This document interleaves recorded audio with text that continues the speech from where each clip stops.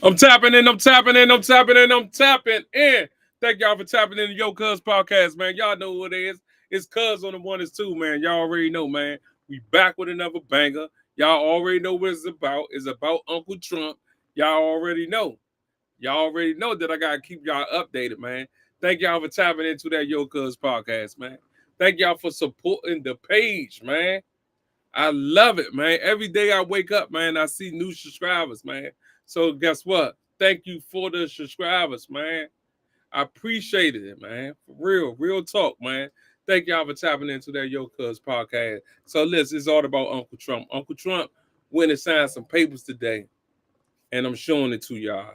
I ain't even gonna let y'all know what type of papers he signed. I'm just let y'all know, man, what's going on tonight on that Yocuzpodcast. Thank y'all for tapping in. Make sure y'all subscribe, like, and drop a comment out of this episode. We lit. Thank y'all for tapping into that Yocuzpodcast. Let's go. We saw that he signed a number of documents now. I'm going to be greeting Senate Republicans. Let's listen in. Hello, everybody. Thank you very much. Thank you. What a friendly group this is. No Democrats are here, right?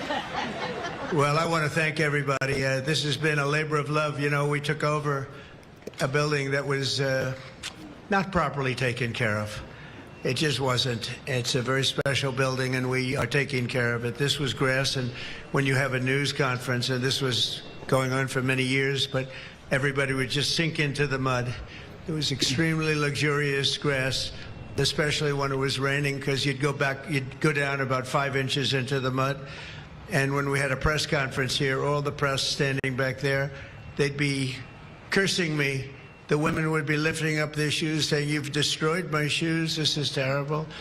So we got a stone that's the exact same stone and color as the White House itself, because we wanted the friendly feeling of that light color. And it... Could we use your house to trial our 24-hour bathroom upgrade system? We're looking for homeowners within valid states to test. Reflects the sun, and it keeps you cool even in the summer. And we've had press conferences. We finished it about a month ago. This is, as you see over here, the Presidential Walk of Fame. And we had this long wall with half windows because that used to be a swimming pool on the other side of the wall. That was the swimming pool where Jackie would say, "I hear women inside." Are women inside? Quite a famous, I'm not saying anything, this was a part of a movie. And the Secret Service said, "No, ma'am, there's no women inside, ma'am. I'm sorry, ma'am, you're gonna have to move along. But I hear women inside." "No, ma'am, you'll have to move along, ma'am." So that was the famous swimming pool. Now it's even worse. It's for the media. They covered the pool up. And he talking about the shutdown too. Of what's going on with the shutdown in the district. Federal shutdown. Make sure y'all pay attention. Roll them shades up. Pull that drink. We're going to be a little while. But this thing going to be serious, man. Thank y'all for tapping in. Let's go. They covered the pull-up, and now it's for the media. And I think we have a small representative group. I don't think they allowed the rest of them. I can't believe it. What happened? They're all on the other side of the wall. Can you believe it? Because this is supposed to be sort of a private event. And there is no such thing in politics as a private event. Lindsey, you learned that a long time ago, right? The great Lindsey Graham. Doing fantastic. You're up 34 points, Lindsey. That's not bad, I'll tell you. It's not bad. So we did the Presidential Walk of Fame from the great George Washington all the way to, well, I think we have to rate him above me. So it's less than great, less than George.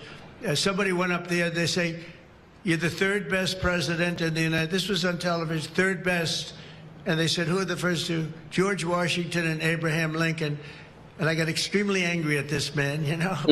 You can't, it's going to be tough to beat, Mr. Senator. It's going to be, John, it's going to be very tough to beat Washington and Lincoln, but we're going to give it a try, right? Hey, they didn't put out 8 wars, 9 coming, all right? We put out 8 wars, and the 9th is coming, believe it or not.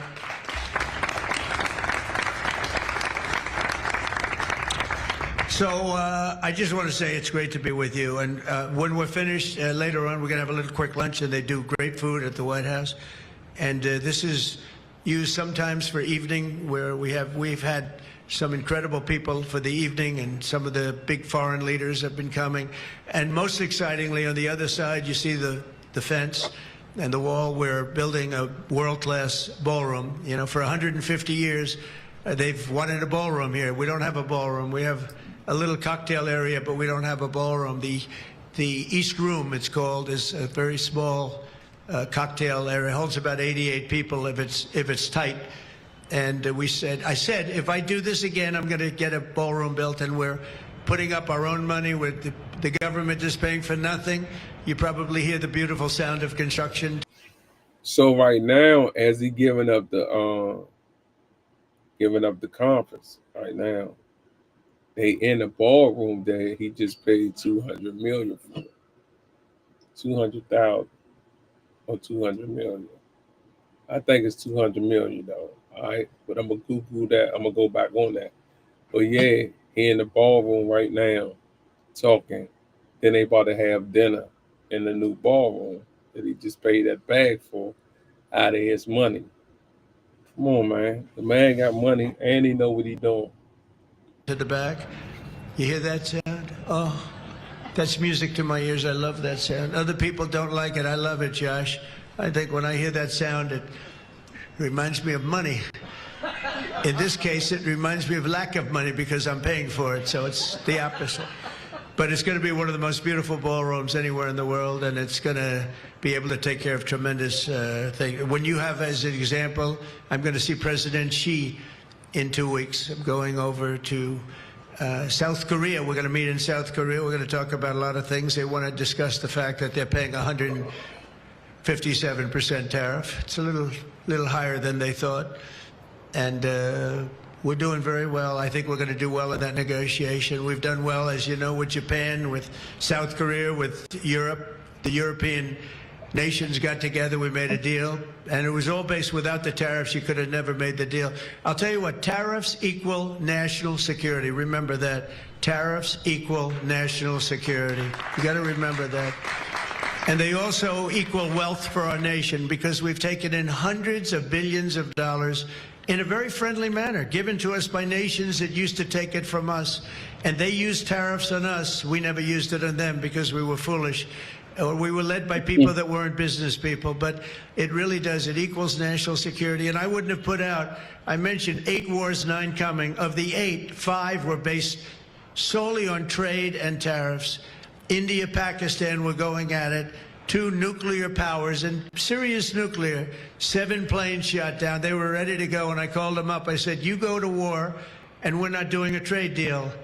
And they said, well, what does one thing have to do with the other? I said, it has a lot. You're nuclear powers, and if you do it, we're not doing a trade deal. And 24 hours later, they called me, we have decided not to do it. We stopped the war. We stopped a potential disaster, a nuclear disaster, because of trade. And it's been really amazing. But the tariffs have made us a wealthy country. They've given us tremendous defense. They've given us things that we can do for other countries, very positive. But again, really, it's national security, it's national defense, and they are so important. And it's incredible that presidents, for the most part, didn't know how to use them, when to use them. If you go back, you'll see some of the presidents that were the most successful were believers in tariffs. And I even see foreign countries now that we are doing very well with taking ads. Don't go with tariffs. They're taking ads. I saw an ad last night from Canada. If I was Canada, I'd take that same ad also. But they're actually on television taking ads. But I do believe that everybody's too smart for that. We have a very, very big and important case coming up. We should win the case based on the legal merit. We should also win the case based on all of the things I just said. But we're a wealthy country again. Last week, as you know, they found $31 billion. They came to see me, sir. We found $31 billion.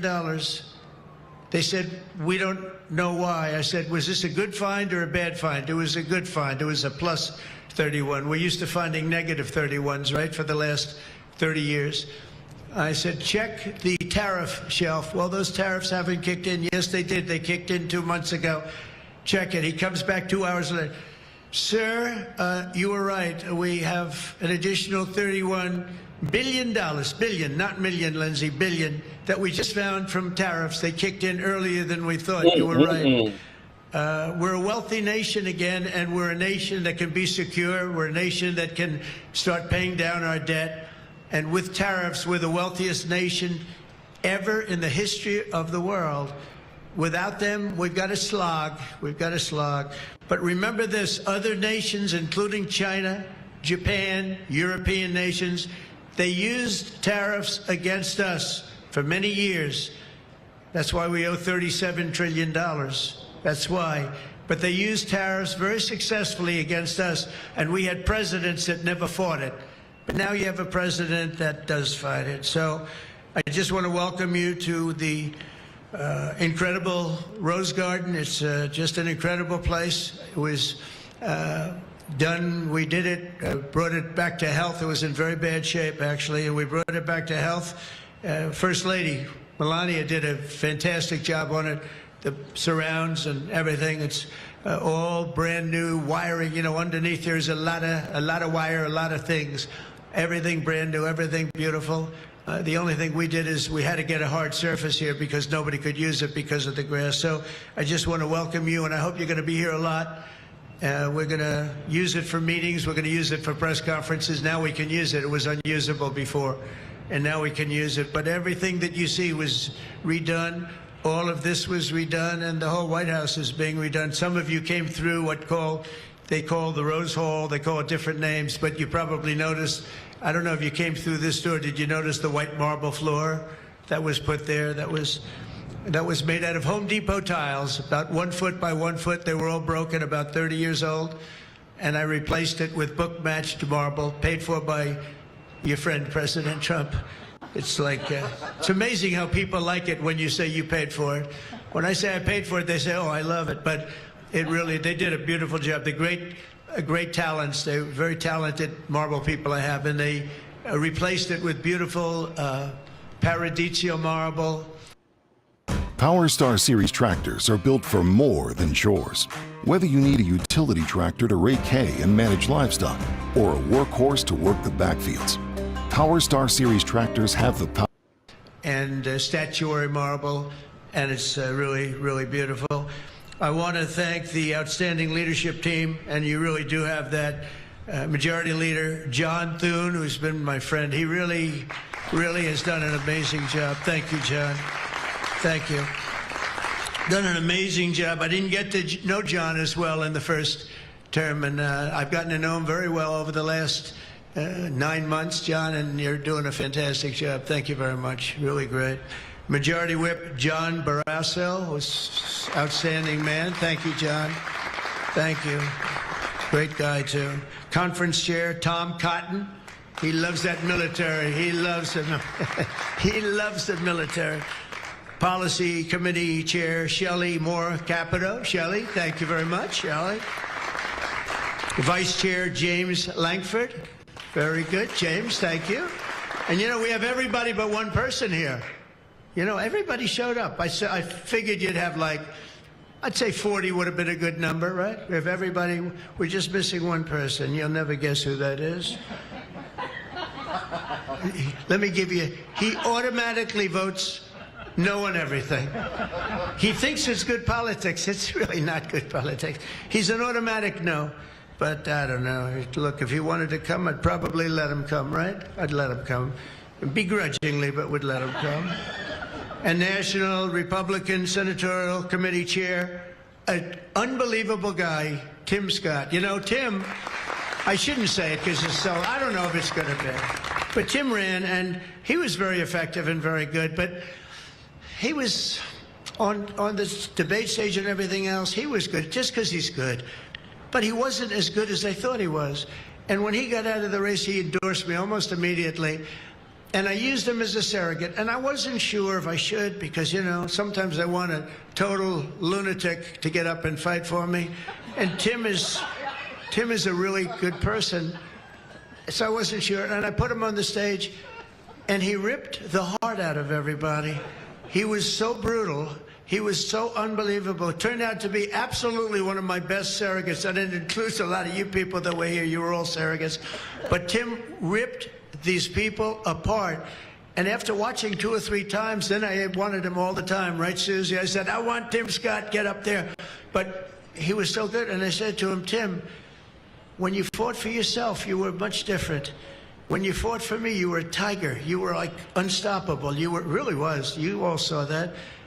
What's the difference? He said, I've never liked selling myself, and I love selling somebody that I really do believe in. I really believe in you. And I just felt that way. And it was so nice the way he expressed it. And I want to tell you, you are a champion. You are a winner, and congratulations. Thank you very much. I never love telling that story because I'm not sure if it's a good or a bad story, but I'm telling you, you are an amazing guy, and you fought for me so hard, and I really appreciate it. You got to be my #1 choice, Tim. So something happened. I appreciate it. And you're doing great doing what you're doing right now. I also want to thank the entire Senate Republican Conference for your tremendous work on confirmations. Boy, did we have a couple of weeks, huh? We had some, I signed like 150 of them, and I didn't use an auto pen, by the way. I signed. You know, when you're signing these important, like a general getting approved from 3-star to 4-star and all of these different things and big confirmations and, you know, big stuff, you really have an obligation to actually sign it, I think. You probably noticed right there, number 46, we put up, right? We put up a little bit of an auto pen. We have 46, we have 45, we have 47. It's very interesting. Yeah, 46 is an auto pen. It's up there. It stays up there. People like it. It's probably going to stay up there for a long time. And I know you're looking into that. And by the way, the auto pen person said he never spoke to Biden. He worked the auto pen. You're not allowed to do that. So if you're looking at anything, just remember it. And remember, they treated us very badly. They treated us very, very badly. So I think you're allowed to just report the truth, including the confirming of my cabinet much faster than first time. I mean, we went so fast, and I give John Thune and all of you credit for that. It was amazing. All of a sudden, I was calling John, I've got to get him approved. Come on, John, because I was getting like one every 2 weeks. And you know, I had people, they left their job and they left everything, and it looked like they were, all of a sudden, it was like an avalanche. They walked in, James and James, my double James, I call them. They walk in, and they had like so many of them. I said, you got to be kidding. Is this like, are you for real, right, James? John Thune did his job, and you got them all done, and you have all those people out there working now, and instead of being very upset with the fact that we couldn't get them approved quickly. So I really appreciate it. You used a method that I wish you could use on U.S. attorneys. You know, I have 10 U.S. attorneys who are phenomenal, a Harvard, a Yale, a this, a that, all top. And the problem is they're not going to ever be confirmed, I guess. I put them in. They'll be there for 3 or 4 months, whatever, and then they have to leave. Because anytime you have, as you know, anytime you have a Democrat senator, not even 2, just 1, they'll say because of the time we're in, we're not approving that person. We're not approving. They never do. They won't approve. And therefore, because of blue slip, I have to tell the person after 3 months, I'm sorry, you'll have to leave. And I put somebody else in. And I've had Democrat senators say the only one we'll ever approve is a Democrat. This is not constitutional. And you really, I hope you can look at that blue slip thing, because I have 10 people that are phenomenal, and they're going to have to leave office. Highly educated, top of their class, everything. And they're going to have a mark on their career that they were a U.S. attorney for 3 months or 4 months, and then they had to leave. And that's so unfair. It's unfair to the public, because the public voted for me in a landslide, and I'm supposed to be picking the U.S. attorneys. And this goes for judges also. But actually more so even for the U.S. attorney with the blue slip. So I have these phenomenal people, many of them young, but truly fantastic people. And they're wondering what's going to happen in another 3, 4, 5 weeks. They're going to have to leave office. I think it's a shame, and I hope you can do something about it. because I'd like to tell those people we put you there. And you're not going to have on your resume for the rest of your life. You were there for 4 weeks or 6 weeks, and you left like you got canned. So I hope you look at that. Very important. And after your pivotal changes to the Senate rules last month, as a result, this is what you did, the unprecedented obstruction by the Democrats. We've confirmed more than 175 public servants, people that are phenomenal, to keep posts. And that's just been over the last couple of weeks. It's an unbelievable thing what you've done, John, all of you together.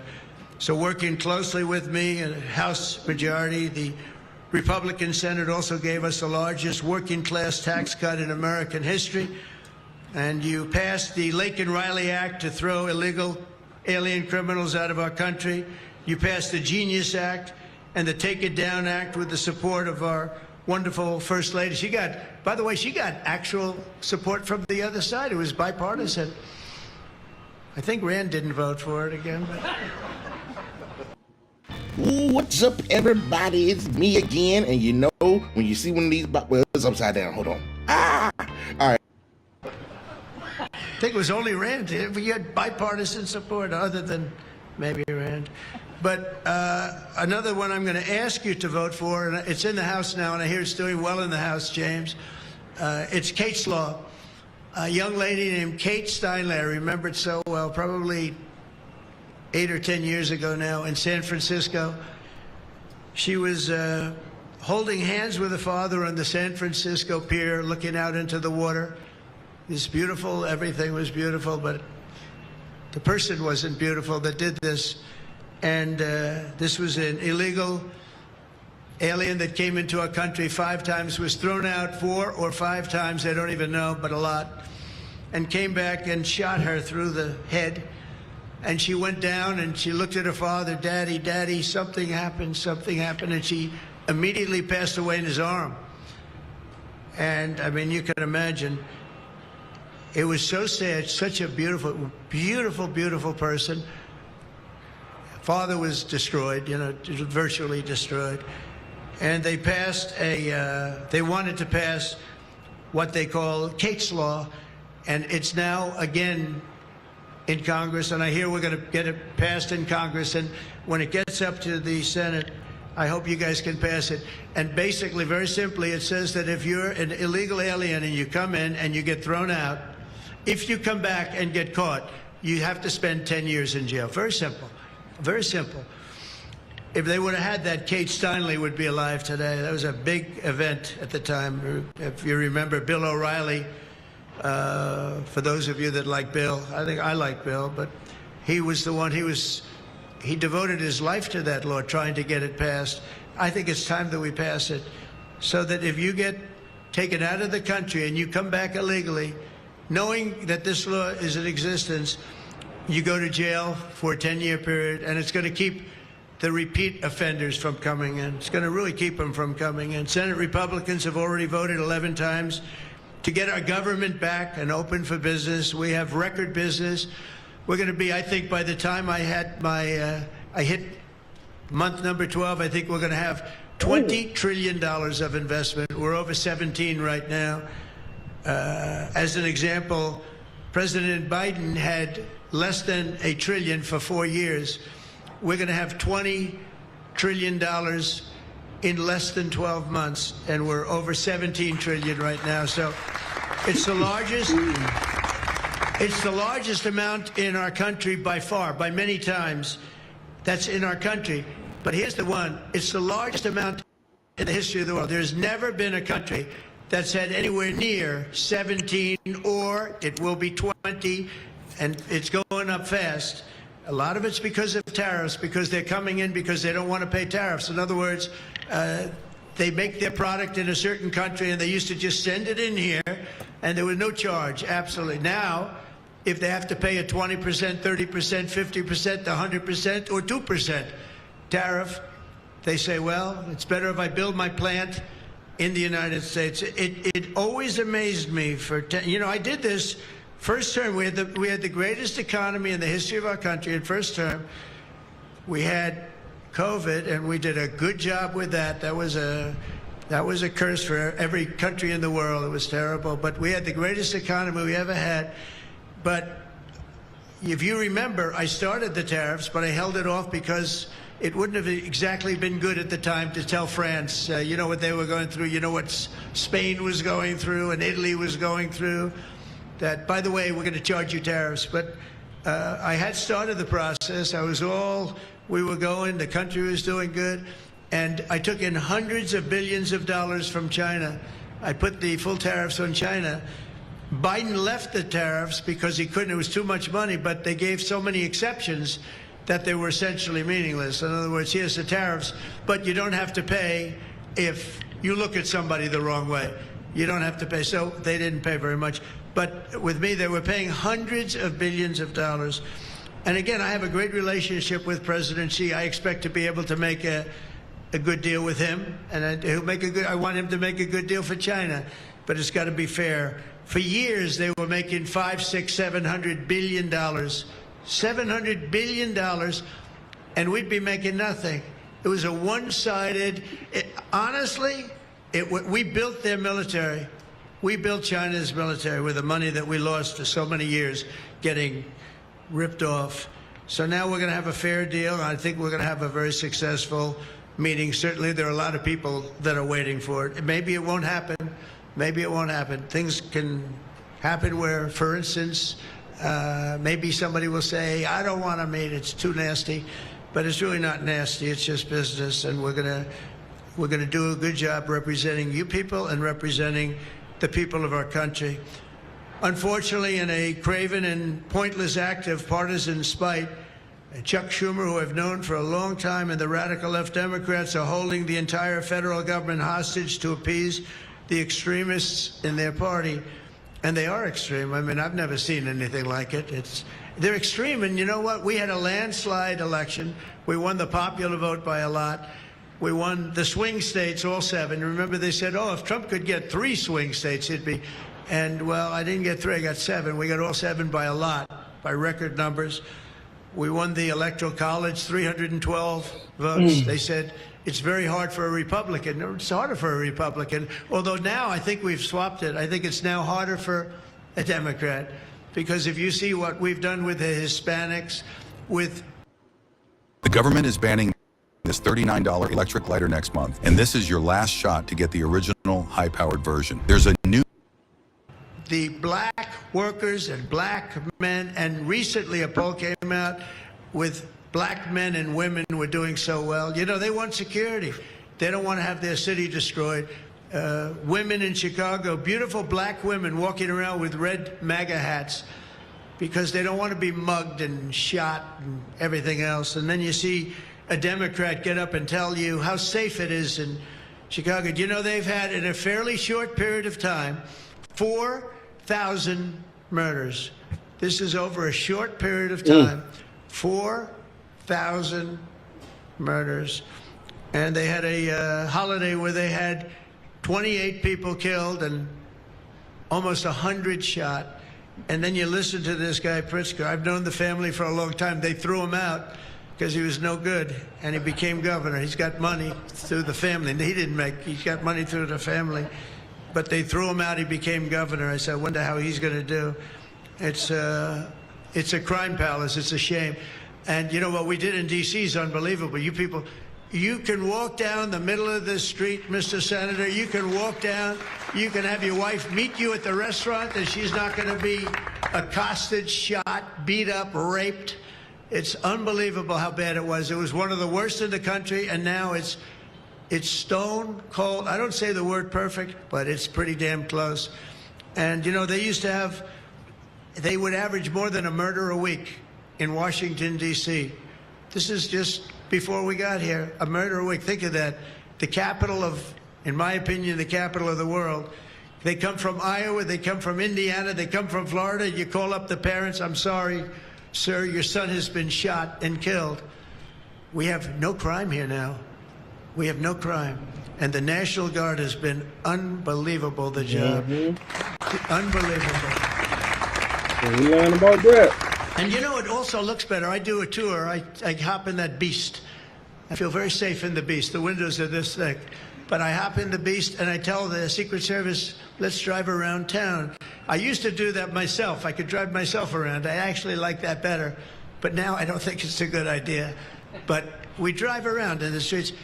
The place is looking the grass is good, the fences are down, there's no tents, there's no anything. We are looking like it's just a whole new look, and the most important thing, there's no crime. And we're going to fix the roads. We have great pavers. We're going to fix the medians in between the roads, which are half of them are falling down. We're going to take some of the tiles off the bridges, the tunnels that you have. They've been up for 40 years. They're rotted. And we'll put up brand new, gorgeous white tiles like it's supposed to be.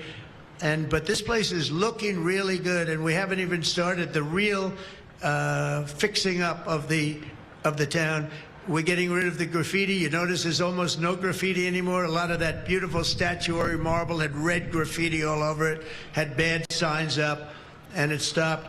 We've taken out 1,700 career criminals and people that came in through an open border. They came in through Biden's open border, and we've taken them out. The thing having to do with all of the elements in the great, big, beautiful bill, I'll tell you, it's amazing what we've done. $200 billion in costs for medical. What we've done, $50 billion for rural hospitals. And remember, no tax on tips, no tax on Social Security, no tax on... Think of all of these things that we've done. This is the biggest, this is the greatest bill. Social Security, no tax on overtime, but no tax on tips. I got that from a waitress in Nevada. I was making a speech, and I'm at one of my restaurants in the hotel I own there, and I say, how are you doing? Well, sir, it's terrible. They're taxing my tips. They're going, I wouldn't have even thought that. And I looked at it, and she said to me, sir, there should be no tax on tips. I said, say it one time more. No tax on tips. I walked outside to the press. I said, there will be no tax on tips. She was right. And it turns out there is one scent that women just can't get enough of on a man. I don't know how to explain it. We won that state by a lot. That's not a state that we win by that much, David, but we won it by a lot. So it was pretty good. But that bill is chock full of so many different things. So it was the biggest bill. I'm actually saying this to the fake news so that they maybe print it, but maybe not, because you people know. It was the biggest bill ever passed in Congress. And what we did was a little risky. We put everything into the bill, John, right? And some people were against it. They said, no, you got to do small bites. And we gave it a shot, and we got it passed. I got a call from John. He said, it was 3 o'clock in the morning. Sir, we have 4 hard no's. Could you please call him? I said, what time is it, John? It's 4 o'clock in the morning, sir. So I call up. One of you is sitting right here. I said, Jim, could I say hello to you? It's 4 o'clock in the morning, right? He said, sir, you have my vote. I said, wow. Then I called up another person. I'll use fictitious names. Doug, could I get your vote? You've got it, sir. Then I called up another one. How about Josh? Could I have your vote, Josh? Because I like Josh. And Josh, who can be very difficult, said, sir, you have my vote. His wife was screaming at him on the other side. Sir, you have my vote. But I called people, and they weren't really hard-nosed. They wanted a little attention, unfortunately, at 4 in the morning. Sometimes I like the ones that don't like the attention, but we'll take it anywhere we can. And we got it passed, right, John? And nobody thought that could happen, because you have a small majority. And how about in the House? We had a majority of 3. We actually went down after that for a period of about 2 months. We went down to a majority in the House of 1. And I kept saying, you know, because I'll tell you, Mike Johnson's great. The team, these 2 teams, did you ever see 2 people more different? One's tall, one's slightly less tall. We want to be polite. They are very different people, but they're the same in terms of talent. They did the 2 guys, and they get along incredibly well. We all do. We get along great. But we passed a bill. We don't need to pass any more bills. We got everything in that bill. There's nothing else we have to put. We got the largest tax cuts in history. We got the extension of the Trump tax cuts. We got all of these things. And, you know, remember, they lie. they will look at I saw it the other day, they were talking about, I call it the great big beautiful bill, but that's what it is, the great big beautiful, the biggest bill ever passed. And what they say, they make up stories. And I saw they were interviewing a senator, and they said, well, what's wrong with their bill? He didn't know what to say, because there's nothing he could say. It covers everything. He said, death, death. It brings death. Now, if I'm a regular person and I hear that, I say, oh, that's terrible. But it's just the opposite. It brings life. It brings Medicaid, Medicare, Social Security. It secures all those things. And they just are so bad. You know, they said death. It was like death. And there's nothing about death. Theirs is death. Because they're going to lose Medicaid. They're going to lose Social Security. They're going to lose Medicare. All of those things are going to be gone because the whole country would be bankrupt. And you're not going to have any kind of medical insurance. So with us, it's the opposite. And it's a great bill. We don't need any more. And I want to just say from the beginning, our message has been very simple. We will not be extorted on this crazy plot of theirs. They've never done this before. Nobody has. You always vote for an extension. Chuck Schumer and the Senate Democrats need to vote for the clean, bipartisan CR and reopen our government. It's got to be reopened right now. We're not doing that. They are the obstructionists. And the reason they're doing it is because we're doing so well.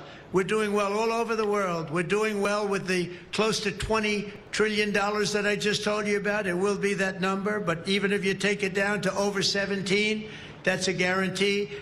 We're doing well with everything. Car plants are pouring back into our country. AI plants, we're leading, we're dominating China right now in AI. And I did something that I think you'd like, because we have an old grid. It's a tired grid. It doesn't have the juice that you need to fire up these plants. You know, these plants will need more than double the energy we have right now for the whole country. That's how big it is. And we can't do that. There's no way we can do that. China's building right now 52 power stations. But I did something better. I'm letting everybody build their own power plant so they'll become like an electric utility in addition to AI. But if they want to build their own plant and we get their approvals within less than a month, it used to take 5 years prior to rejection.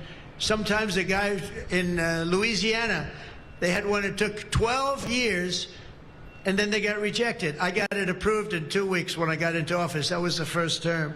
And the plant is up now, and it's been a great thing for the state. I did it twice, actually. I got 2 of them that were dead after 12 years, and I got them approved, both of them in less than a week. And that's what we're doing. Lee Zeldin, by the way, is doing a phenomenal job, Environmental Commissioner, I have to tell you. He knows that we have to get them fast, and we're getting them fast. So we're leading China in the AI race by a lot. Under Biden, Democrats voted 13 times for continuing resolutions to keep the government open. And all we want is simply to ask them to do it once again. They always voted for it. They never voted against it. Nobody votes against it. But they do that, and they do. It's partially my fault. I mean, I'm watching you, and I'm looking at all these great faces that I've seen, really great people. I think with few exceptions, a couple of you I don't like that much, but with few exceptions, great people. And you look at what they do, and you look at the game they play, and it's a horrible game. And, you know, we have the hottest country ever. This is the hottest country anywhere in the world. And I say this, I'm sure you've heard me say it, but I was over in the Middle East, and the King of Saudi Arabia and others also said essentially the same thing. They said, you know, President, a year and a half ago, your country was dead. We never thought we'd see this. And right now, you have the hottest country anywhere in the world. We do. We have the hottest country anywhere in the world, which tells you about leadership, and that includes your leadership.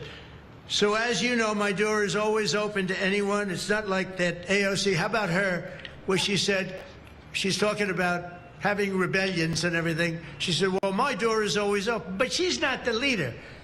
I'm sure the leaders felt very nicely about when she said her door is open. Who the hell wants to go into her door anyway? She doesn't know what the hell she's talking about. She's the one that started. You know, I remember, I'll never forget, she never took a course on the environment. And I watched her one day, and she was on television. She said, yes, our planet will be dead within 12 years. That was a long time ago. Our planet was supposed to be dead. Remember the 12-year theory? We were environmentally dead. No, these people, they've got an agenda that nobody quite understands. The good news is they don't understand it either. They really have no idea. But the people do. The people understand. We're giving you the biggest tax cuts in history. All of these things, it all adds up that we should do fantastically well in the midterm. The only thing wrong with the midterms is that statistically, when you look, a president gets elected, and for some reason, and nobody, even the great John Thune, cannot explain to me, for some reason, even if he's a reasonably good president, and we've had success like nobody, but for some reason, you lose the midterms. I don't know why. I mean, the odds are tremendously against, like 92% or something. It doesn't make sense. If you have a great presidency, it only makes sense that you win the midterms. So there should be no reason for it. Somebody's going to explain there might be some dark, deep psychological reason where they want to vote the opposite way.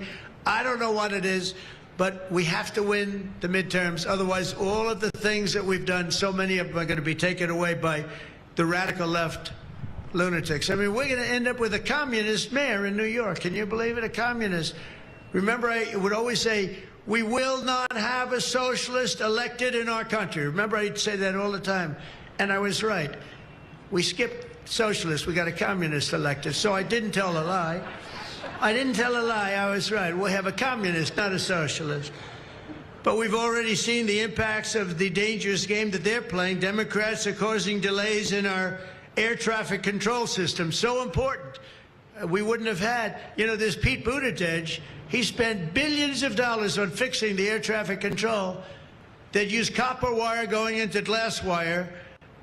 Any union electrician here or any non-union electrician would say you can't hook copper into glass. It doesn't work. They spent billions of dollars. They turned on the system, and it was stone cold blank. We're getting a brand new system. We have bids out now. We have 3 great companies bidding. And I want one bid. Sean Duffy's doing terrifically. I want one bid. I want just bid, and they're responsible for everything. Not where they had like 1,000 contractors. Every contractor, they were all running around. In the end, if one of them does a bad job, we want to be able to blame somebody, and it's going to be one of the very big companies because there's a lot of interest in it.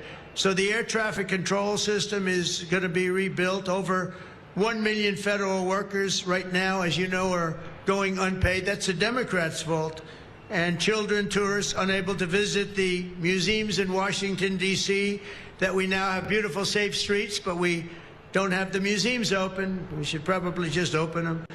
But we are doing things that nobody's ever done, nobody's ever seen.